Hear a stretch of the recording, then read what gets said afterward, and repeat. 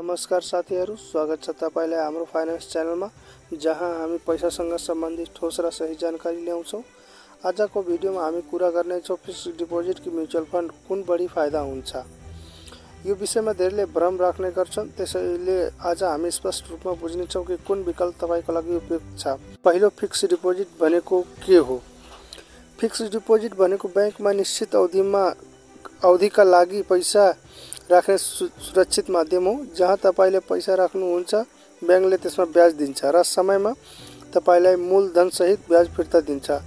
Fixed डिपोजिटको विशेषताहरू: ब्याज दर सामान्यतया 6 देखि 7% सम्म हुन्छ, जोखिम लगभग शून्य हुन्छ, निश्चित अवधिभन्दा अघि पैसा निकाल्दा पेनल्टी लाग्ने सम्भावना हुन सक्छ।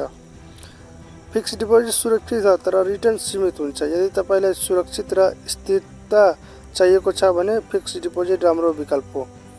अब बुझौं नम्बर 2, म्युचुअल फन्ड भनेको के हो? म्युचुअल फन्ड भनेको सामूहिक लगानी प्रणाली हो, जहाँ धेरै लगानीकर्ताको पैसा सङ्कलन गरेर स्टक, बन्ड र अन्य शेयर बजारमा लगानी गरिन्छ। यो पैसा फन्ड म्यानेजरले चलाउन सक्छ, जसले बजारमा विश्लेषण गरेर तपाईको लगानीलाई बढाउने प्रयास गर्छ।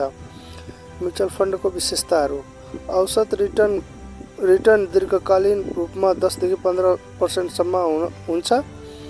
बजार अनुसार रिस्क हुन्छ, सर्ट टर्ममा घटाबढ सम्भव हुन सक्छ। सजिलै रिडिम गर्न सकिने, फिक्स्ड डिपोजिट भन्दा बढी केही स्किम जस्तै ELSS मा ट्याक्स बेनिफिट पनि पाइन्छ। एउटा उदाहरण, मानौ तपाईले 1 लाख रुपैयाँ 10 वर्षको लागि फिक्स्ड डिपोजिट गर्नुभयो 7% को ब्याज दरमा। अन्त्यमा तपाईलाई करिब 1,96,000 रुपैयाँ प्राप्त हुनेछ।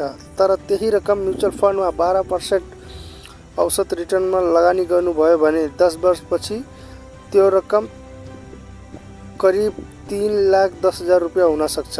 फरक स्पष्ट छ। जोखिम सहितको लगानी फाइदा बढी दिन सक्छ। अब हामीलाई रोज्ने कुन चाहिँ? यदि तपाईलाई रिस्क लिन चाहनुहुन्न र सुरक्षित रिटर्न चाहनुहुन्छ भने FD उपयुक्त छ। यदि तपाई लामो अवधिका लागि लगानी गर्न सक्नुहुन्छ र थप रिटर्न चाहनुहुन्छ भने म्युचुअल फन्ड उत्तम हो। व्यावहारिक रूपमा दुवैको सन्तुलन गर्न सकिन्छ। केही पैसा FD मा, केही म्युचुअल फन्डमा, त्यसैले सुरक्षा र ग्रोथ दुवै सुनिश्चित गर्छ। आशा छ तपाईको भिडियोबाट तपाईले फिक्स्ड डिपोजिट र म्युचुअल फन्ड बीचको वास्तविक अन्तर बुझ्नुभयो। तपाई कुनमा लगानी गर्न चाहनुहुन्छ तल कमेन्टमा लेख्न नबिर्सनुहोला। भिडियो उपयोगी लाग्यो भने लाइक, शेयर र सब्स्क्राइब गर्न नबिर्सनुहोला, किनकि यहाँ हामी सिक्छौं पैसा कमाउने होइन, बुझेर बढाउने तरिका। धन्यवाद।